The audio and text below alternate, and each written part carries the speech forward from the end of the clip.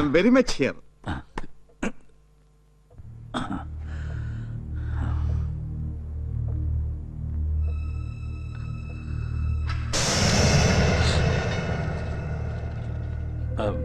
അല്ല വിക്ടർ, ആരാ ഇവരൊക്കെ? ചുമ്മാ ഏതോരം മുംബൈക്കാ ഹേ. ഇല്ലമ്മ, ഭട്ടാജിയുടെ ആൾക്കാരെ ഇവന്മാര് ദാ ഇന്നൊന്ന് ഇറങ്ങിയിട്ടുള്ള മുംബൈന്ന്. നാളെ ഏർലി മോർണിംഗ് ഫ്ലൈറ്റിന് തിരിച്ചും പറക്കും. ഇരിക്കൂ ലക്ഷ്മി, ഇവർക്ക് കുടിക്കാൻ എന്താന്ന് വെച്ചാൽ. അയ്യോ ഒന്നും വേണ്ടമ്മ, കാരൻ നയിച്ചേന. ആ പിന്നെ സാർ. അല്ല വിക്ടർ, താനെന്താ വെറും കൈയോടെ? പണം എവിടെ? കറക്റ്റ്, ഞാൻ അതിലേക്ക് വരുമ്പോഴാണ് സാർ ഇടയ്ക്ക് കയറിയത്. ആ സാർ, ചെറിയൊരു പ്രോബ്ലം. എടോ സാർ ഒരു മിനിറ്റ് അമ്മ, ഒന്ന് പറഞ്ഞോട്ടെ. സാർ, സത്യത്തിലെ ഭട്ടാജി നിഷ്കളങ്കനാണ് സാർ. പക്ഷെ കൂടെ ചിലരുണ്ട്, ഏറ്റവും താഴെയുള്ള ബ്രദർ, പിന്നെ ഭാര്യയുടെ ബ്രദറിന്റെ അളിയൻ. അവന്മാരാണ് സാർ പ്രശ്നം. ഇത്രയും വലിയൊരു എമൗണ്ട് കൈ കിട്ടിയിട്ട് അത് അതുപോലെ സാറിനങ്ങ് തന്ന പിന്നെ നമുക്കെന്താ വിക്ടർ ബെനിഫിറ്റ് എന്ന അവന്മാരുടെ ചോദ്യം. അതിലൊരുത്തം കയറി അപ്പ തന്നെ ബോംബെയിലെ ഭട്ടാജിയുടെ ബിഗ് ബ്രദറിനെ വിളിച്ചു. ബഡാബായി അപ്പ തന്നെ ബോംബെയിൽ നിന്ന് ഭട്ടാജി ദുബായിക്ക് വിളിച്ചു. അബേ Kishan, keep the money, wait for my orders. അതാണ് സാർ പുള്ളിക്കാരന്റെ കൽപ്പന. അതാണ് സാർ പിക്ചർ. അല്ല സാർ, ഇതിപ്പോ മൊത്തം പണോ അവന്മാരുടെ പിടിയിൽപ്പെട്ടു പോയ സ്ഥിതിക്ക് അവന്മാര് പെർസെന്റേജ് ചോദിച്ചാലോ എന്നല്ല സാർ, ചോദിച്ചു. അതായത് ടോട്ടൽ എമൗണ്ടിന്റെ 80% അത് സാറിന്. സോറി, സാറിനല്ല, ഭട്ടാജി. ബാക്കി 20% അത് സാറിന്. സാറിനെന്ന് പറഞ്ഞാ പകുതി സാറിന്, പകുതി എനിക്ക്. 50-50. എങ്ങും തൊടാതെ സാറിന് 70.7 lakhs. പോട്ടെ, 71 ലക്ഷം ഇന്ത്യൻ റുപ്പീസ് അങ്ങോട്ട് തരും. പണം തേ കാറിൽ ഇരിപ്പുണ്ട്, എടുക്കട്ടോ സാർ? അയ്യോ സാർ, എന്ത് ചെയ്തിക്കാ സാർ? ഇല്ലമ്മ, പിക്ചറിന് വേണം, പിക്ചറിന് തന്നെ വേണം sir.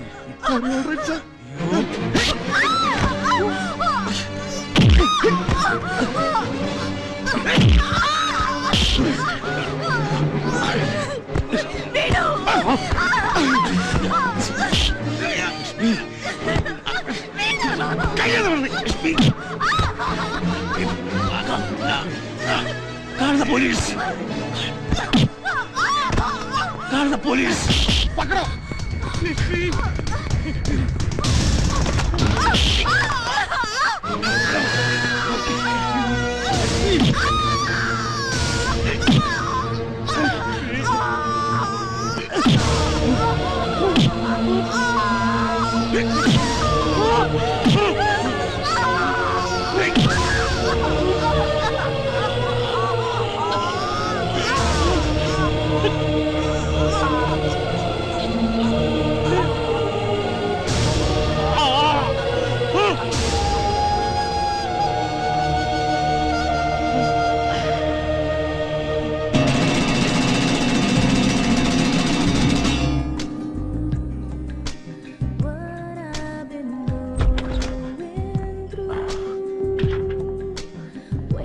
Launching, right? Launching can be done. We can. Sorry, all of you. Sorry.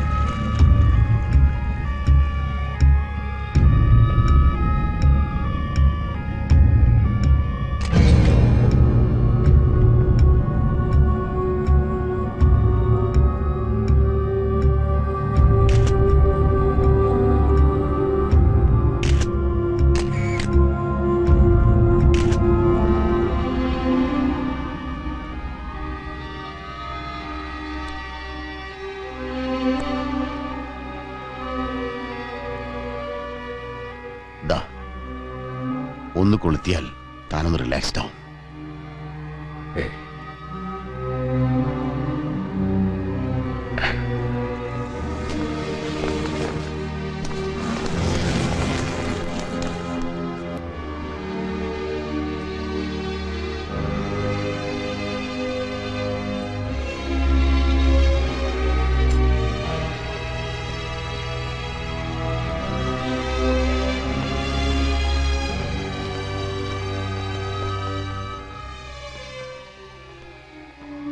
I am terribly sorry, Mr. Ravi. We will do everything possible. Mr. Philip will give you all the details. Thank you. മനസ്സിലാക്കിയിടത്തോളം ഒരു pre planned murder ആണെന്നതിൽ സംശയമില്ല. പക്ഷേ ആരാ എന്താ എന്നതിനെക്കുറിച്ച് വ്യക്തമായ സൂചനകളൊന്നും കിട്ടിയിട്ടില്ല സ്പോട്ടിൽ നിന്ന്. Anyway the investigation is already on. വല്ലാത്തൊരു അടുപ്പമുണ്ടായിരുന്നു നിങ്ങളൊക്കെ തമ്മിലല്ലേ? അതെ, ഒന്നുമില്ലായിരുന്ന കാലത്ത് ഒരുപാട് സഹായിച്ച ആളാ എന്നെ രവിയൊക്കെ. ആ മിസ്റ്റർ നായർ അമ്മു സ്വാമിനാഥനെ ബാംഗ്ലൂർ ബന്ധുക്കളെ അറിയിച്ചിട്ടുണ്ട്. ആൻഡ് യുവർ സിസ്റ്റർ ആലിസ്, ഇവരുമായിട്ട് വളരെ അറ്റാച്ച്ഡ് ആയിരുന്നു ആ കുട്ടിയല്ലേ? ആ, വല്ലാത്തൊരു ഷോക്കിലാണ്. ഈ അവസ്ഥയിൽ കൊണ്ട് കാണിക്കണ്ടെന്ന് വിചാരിച്ചു. വെൽ രവി, തൽക്കാലം വേറെ ആരും ഇവിടെ ഇല്ലാത്ത സ്ഥിതിക്ക് രണ്ടാളുടെയും ബോഡി റിസീവ് ചെയ്യാൻ രവിയുടെ പേരാണ് ഞാൻ എഴുതി കൊടുത്തിരിക്കുന്നത്, ഒരു മകന്റെ സ്ഥാനത്ത്. If you don't mind. Okay, see you tomorrow at the hospital. Okay Nair.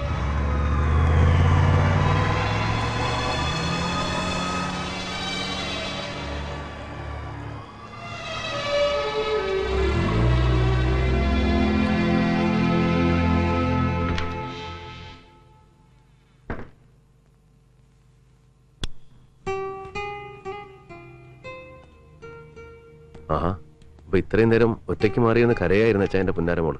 ഇല്ലടി, ബാംഗ്ലൂർ നെയ്യാർക്ക് ഞങ്ങൾ വിളിച്ചിരുന്നു. അമ്മ ഏർലി മോർണിംഗ് ഫ്ലൈറ്റിന് ഇങ്ങോട്ട് പുറപ്പെടുന്നു. And what about you? നാളെ തന്നെ തിരിച്ചു പോണോ നിനക്ക്? Back to Delhi? വേണ്ട, ചെല്ലുന്നില്ലെന്ന് ഞാൻ മെസ്സേജ് കൊടുത്തു. നന്നായി. തൽക്കാലം നീയെങ്കിലും ഇവിടെ ഉള്ളത് വലിയൊരു ആശ്വാസമായിരിക്കും അമ്മോന്.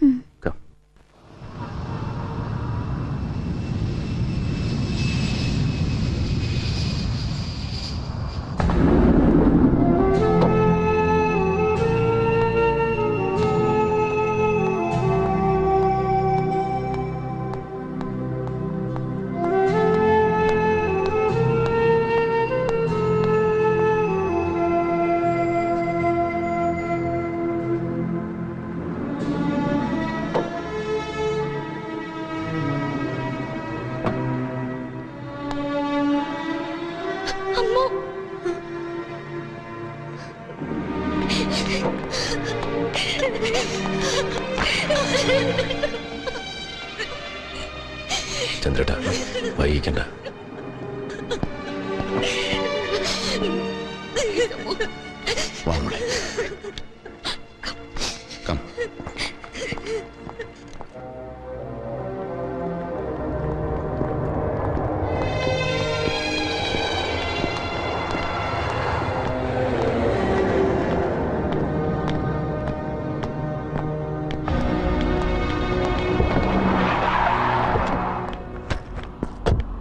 മോളെ അമ്മു,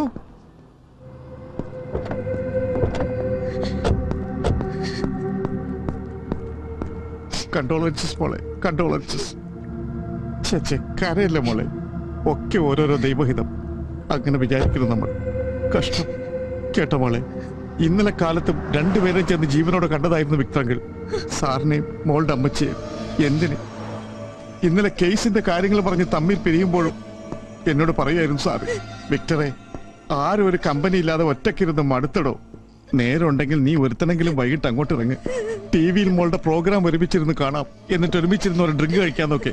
ആ പക്ഷെ ഉടയമ്പര അനുവദിച്ചില്ല മോളെ. അതെങ്ങനെ? നരകം പിടിക്കാനായിട്ട് അന്നേരം തന്നെ ഇവിടെ ഒരു ഒടുക്കത്തെ കോൾ ത്രൂ ചെയ്ത് തന്നിട്ട് സംഭവം നടക്കുന്ന കൃത്യസമയത്ത് അബുദാബിയിൽ ഒരു മീറ്റിംഗ് ചെന്ന് മാട്ടിപ്പോയി മോളെ അങ്കിള്. ആ നേരത്ത് അങ്കിൾ സ്ഥലത്തുണ്ടായിരുന്നെങ്കിൽ ഇങ്ങനൊന്നും സംഭവിക്കില്ലായിരുന്നു മോളെ, സംഭവിക്കില്ലായിരുന്നു. Victor please, she has to go. അതെ, അമ്മു മോളെ കൂട്ടിക്കൊണ്ടുപോകാൻ തന്നെ വന്നതാ വിക്ടറും. കമോൺ ബെറ്റി, മാഡത്തിന് റിസീവ് ചെയ്യും. യൂസഫ്, ആ കുട്ടിയുടെ പെട്ടി പ്രമാണോട് തന്റെ കാറി കയറ്റി. ദേ അങ്കിള് കാറ് കൊണ്ടുവന്നിട്ടുണ്ട്, കേറിക്കോ. പോവാ. എന്താ പോണോ നിനക്ക്? വേണ്ട ചായ, അമ്മ നമ്മുടെ കൂടെ പോന്നോളൂ. അയ്യടി, അമ്മ ഞങ്ങളുടെ കൂടെ തന്നെ പോന്നോളും. പുല്ല്. അതെ, ഞാൻ ഒരുത്തരം കണ്ടിട്ടില്ല, ഒരു പുല്ലനെ കണ്ടിട്ടില്ല. സ്വാമിനാഥൻ സാറിന്റെ കൂടെ ചൊറിഞ്ഞും പറഞ്ഞും പറ്റിക്കൂടി നിന്നിട്ടൊടുക്കം കൊലയോടെ വലിപ്പിച്ചോണ്ട് പോയ ഒരുപാട് പേരുണ്ട് ദുബായില്.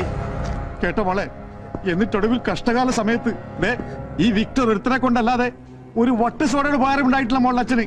ഒരുത്തനെ കൊണ്ടും ഇവിടെ നിൽക്കുന്ന ഒരു പട്ടിയെ കൊണ്ടും. എടോ വിക്ടർ, ഒന്നും മതിയാക്ക്. മാറിയിക്കണോ നായരെ.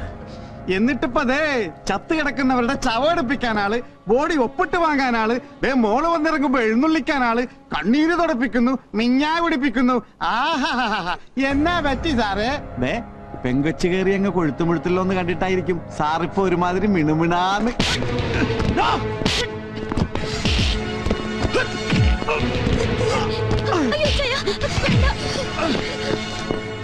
ആളറിഞ്ഞ് തരമറിഞ്ഞ് അവസരം അറിഞ്ഞ് വേണം സംസാരിക്കാൻ കേട്ടോ.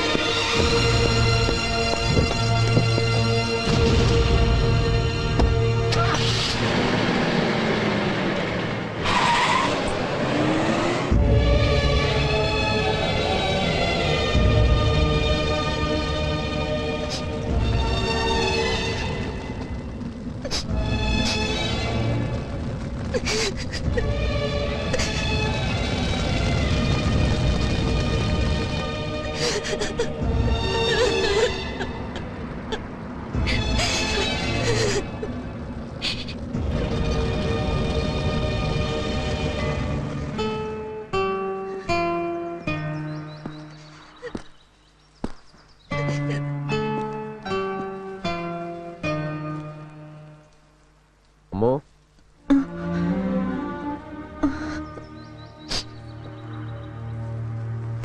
നീ എന്താ തനിച്ച്? ആലീസിനെ കൂടെ വിളിക്കായിരുന്നില്ലേ ഒരു കൂട്ടിന്? ഒരുപാട് നേരം വരുന്നിങ്ങനെ ആലോചിച്ച് പോയാല് പിന്നെ ഈ ലോകം മുഴുവൻ ഇങ്ങനെ ചുറ്റിലുണ്ടെങ്കിലും തനിച്ചായിപ്പോയി ഒറ്റക്കായിപ്പോയി എന്നൊരു തോന്നൽ വന്നു പോകും നിനക്ക്. വാ നടക്ക്. എന്നിട്ടിന്ന് വക്കീൽ എന്താ പറഞ്ഞത് നീ ചെന്ന് കണ്ടപ്പോ? മരിക്കുന്നതിന്റെ അന്നും പറഞ്ഞിരുന്നു അച്ഛൻ വക്കീലിനോട് കടങ്ങളും പ്രശ്നങ്ങളും ഒക്കെ തീർത്ത് ബാക്കിയുള്ളത് മുഴുവൻ എന്റെയും വരമുദ്രയിലെ കുഞ്ഞുങ്ങളുടെയും പേരിൽ എഴുതി വെക്കണം. അച്ഛനും അമ്മയ്ക്കും ബാംഗ്ലൂരിലേക്ക് പോരണം, എന്റെയും കുട്ടികളുടെയും ഒപ്പം വന്ന് താമസിക്കണം എന്നൊക്കെ. പറയുന്നൊരു ടോണ് കേട്ടാ തോന്നും ഒരുപാട് മക്കളെ പെറ്റുകൂട്ടിയ ഒരു തള്ളച്ചിയാണ് നീ.